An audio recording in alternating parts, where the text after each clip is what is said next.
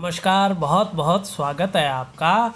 मैं हूं आपके साथ भास्कर डोभाल और आप देख रहे हैं गो ब्लॉग्स। दोस्तों, जातक की कर्म और भाग्य रेखा अगर ठीक ना हो तो उसे जीवन में बड़ी सफलता नहीं मिल पाती है, और अगर व्यक्ति कामयाब भी हो जाए तो सब कुछ किसी कारण नष्ट हो सकता है।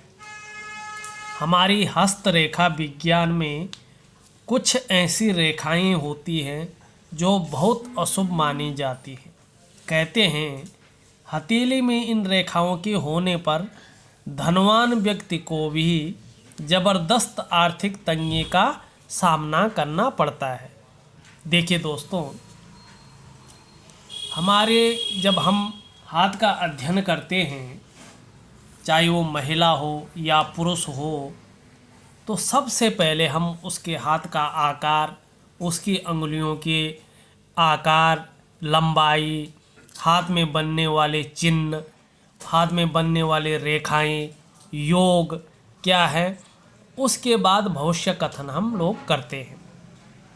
कुछ अच्छी रेखाएं होती हैं और कुछ रेखाएं अशुभ होती हैं। मगर अगर कोई अशुभ रेखा है और वो कुछ परेशानियां दे रही हैं आपके जीवन में, तो उनका सरल ज्योतिषीय उपाय करके हम अपने जीवन को श्रेष्ठ बना सकते हैं। हम आज पामिस्ट्री में कुछ ऐसी रेखाओं की बात करने जा रहे हैं जिनके होने से धनवान व्यक्ति भी आर्थिक तंगी से गुजर सकता है। ये रेखाएं कभी कभी अचानक उठ जाती हैं। इनका निराकरण हमें करना चाहिए और हथेली पे ध्यान दे के ये समझना चाहिए कि ये रेखाएं होने से ऐसा क्यों हो रहा है।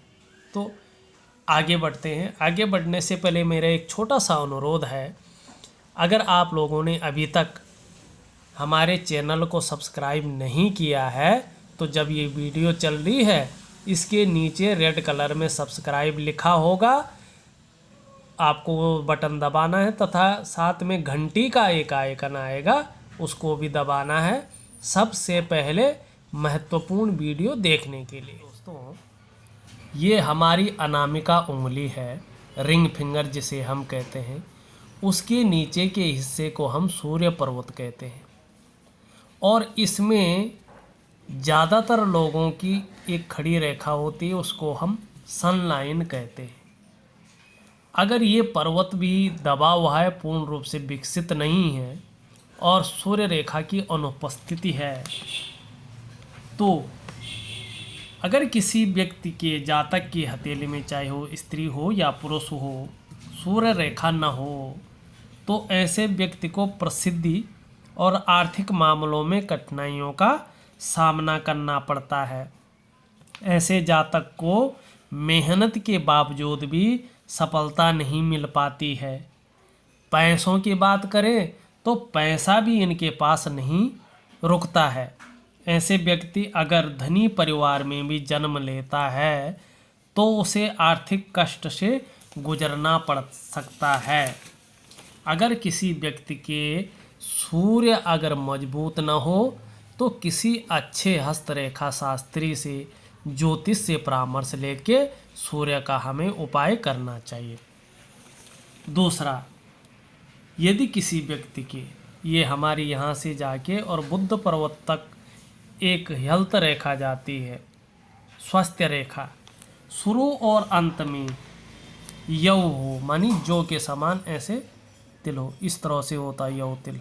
अब फिर रेखा आगे बढ़ जाती। अगर शुरू में और अंत में ऐसा चिन्ह हो तो इन्हें सदैव पैसों की तंगी बनी रहती है। इनके घर में अक्सर कलह का माहौल भी रह सकता है। ऐसे लोगों को जीवन में सफलता भी मुश्किल से मिलती है। स्वास्थ्य के मामले में अधिक धन व्यय हो सकता है। अब हम तीसरी लाइन की बात करेंगे, भाग्य रेखा की। ये देखो दोस्तों, भाग्य रेखा हमारी अक्सर क्या होती है, मणिबंध से निकल कर और शनि पर्वत, ये बीच की उंगली है, इसके नीचे के हिस्से को हम शनि पर्वत कहते हैं, यहाँ तक निकलती है। अगर भाग्य रेखा ऐसी हो कि कुछ रेखाएं, आड़ी रेखाएं इनको काट रही हो,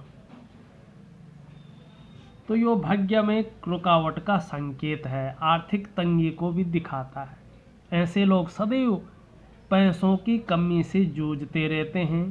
धनवान परिवार में होकर भी इन्हें तंगी का सामना करना पड़ता है। ये प्रत्यक्ष चीज़ है। अगर आप पैसों की तंगी से जूझ रहे हैं, पैसा आते हैं आपके पास मगर टिक नहीं पाते हैं, तो अपनी भाग्य रेखा को ज़रूर देखिए।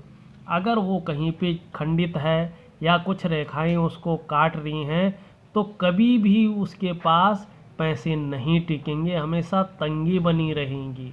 इसके लिए सरल ज्योतिषीय उपाय करने चाहिए, जिससे आर्थिक तंगी धीरे धीरे समाप्त हो और आप अपना जीवन सरलता से गुजार सकें। अब हम चौथी चीज़ की बात करेंगे, हम करेंगे बुध पर्वत की बात।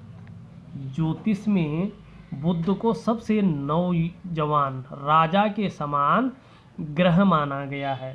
यदि किसी व्यक्ति के हाथ में बुध पर्वत का दायरा बहुत कम हो, तो ऐसे लोगों को भी भाग्य का साथ कम ही मिलता है।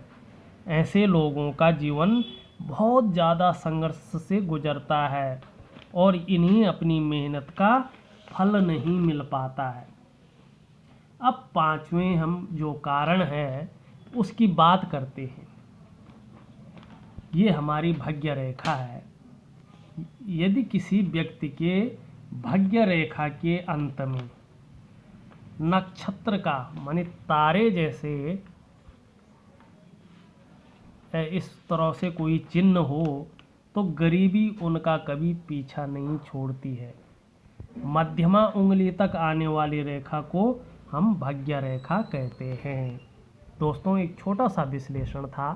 अगर आपको अच्छा लगा हो तो प्लीज़ इसको लाइक और शेयर ज़रूर कर लीजिएगा, और अच्छी वीडियो पाने के लिए, महत्वपूर्ण वीडियो पाने के लिए हमें सब्सक्राइब ज़रूर करें। आपका बहुत बहुत धन्यवाद।